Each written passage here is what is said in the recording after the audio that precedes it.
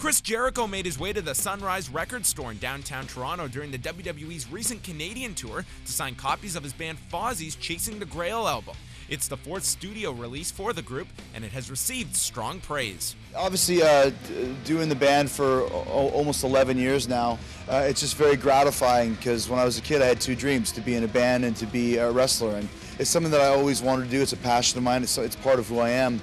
And I think now we finally turned the corner with Fozzy to where people understand there's two separate entities. This is not a wrestling thing. It never was supposed to be a wrestling thing. And it's kind of, Jericho does this and he also does that. And we have a whole, legion of fans that are into the band just because of the band, and there's a legion of fans that are into Jericho because of wrestling, and then there's a great kind of mix of fans that are into both, which is really cool as well. Competing in an ever-volatile CD market, Jericho realizes the value of interaction with his fans and embracing the current digital age for the music industry. Well, it's interesting because our first record came out in 2000, and now obviously Grail came out in 2010, and you can see the difference in, I guess sales just from illegal downloading and things like that. But that's just kind of part of the business, and you have to kind of morph and change to adapt to that. And that's why you have ringtones and all that other stuff. That's why in-stores are so important. It's a great way for people to come. They buy the record, they get an autograph, they get to say hi, you get something extra. The in-stores kind of brings that,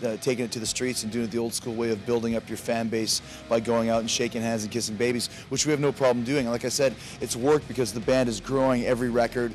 It's a very rewarding time for me because it's great to see all of your hard work pay off the way that it has been, not just in wrestling, but to see it kind of happening again with Fozzy. Despite the workload with Fozzy and many other commitments, including a follow-up book to his acclaimed 2007 autobiography, Jericho is not thinking about retirement from wrestling. Never intended on retiring, 5 years ago when I left. I just needed a break. And I think I wanted to come back and be better than I'd ever been. I think the work I've done over the last 2 years is the best of my career. So there's no reason to retire at this point. I'm still enjoying it. I'm in great physical condition, and more importantly, great mental condition. That's the most important thing. For more on Fozzy, check out FozzyRock.com, and their latest album, Chasing the Grail, is available now.